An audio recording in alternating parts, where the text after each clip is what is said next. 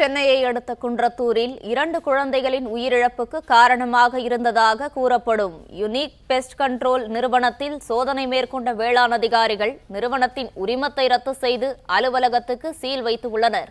இது குறித்தான கூடுதல் விவரங்களோடு செய்தியாளர் கதிரவன் இணைப்பில் இணைகிறார். வணக்கம் கதிரவன், முழு விவரங்களை பதிவு பண்ணல.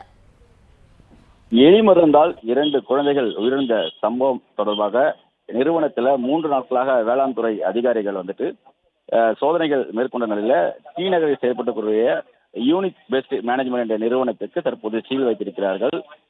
குறிப்பாக சென்னை அடுத்த குன்றத்தூர் மணஞ்சேரி பகுதியை சேர்ந்தவர் கிரிதரன் குன்றத்தூர் உள்ள தனியார் வங்கியில மேலாளராக பணிபுரிந்து வருகிறார்.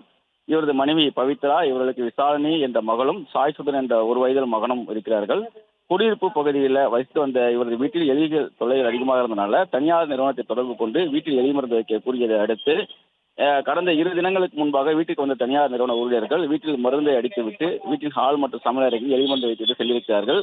இதில் ஏற்பட்ட நெடியால் வாந்தி மயக்கம் ஏற்பட்டு மருத்துவமனையில் சிகிச்சை பெற்று வந்த நிலையில மகள் மற்றும் மகன் இறந்து போன நிலையில கணவன் மனை தொடர்ந்து ஆபத்தான நிலையில சிகிச்சை பெற்று வருகிறார்கள். இச்சம்பவம் குறித்து குன்றத்தூர் போலீசார் வழக்கு பதிவு செய்து தனியார் நிறுவன ஊழியராக இருக்கக்கூடிய தினகரன், சங்கதாஸ் ஆகிய 2 நபர்களை கைது செய்தார்கள். தலைமறைவாக இருக்கக்கூடிய பிரேம்குமாரை தேடி வந்தார்கள். குறிப்பாக 12 இடங்களில் அளவுக்கு அதிகமான எலி மருந்து வைத்து விட்டு சென்றனால இந்த உயிரிழப்பு ஏற்பட்டதாகவும் போலீஸ் விசாரணையில் தெரிய வந்தது.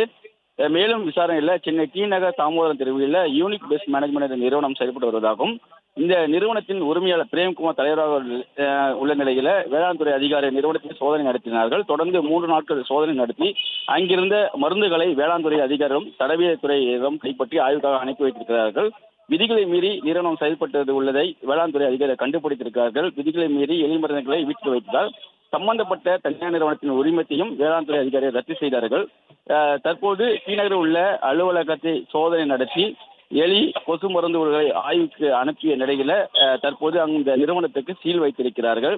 ஏற்கனவே யூனிக் பெஸ்ட் மேனேஜ்மெண்ட் நிறுவனம் வேறொரு முகவரியில் செயல்பட்டு தற்போதுதான் ஸ்ரீநகர்ல இந்த பகுதிக்கு மாற்றம் அடைந்தும் கண்டுபிடித்திருக்கிறார்கள். அதிகாரிகள் மற்றும் போலீஸ் பாதுகாப்போடு இந்த நிறுவனத்துக்கு தற்போது சீல் வைக்கப்பட்டிருக்கிறது.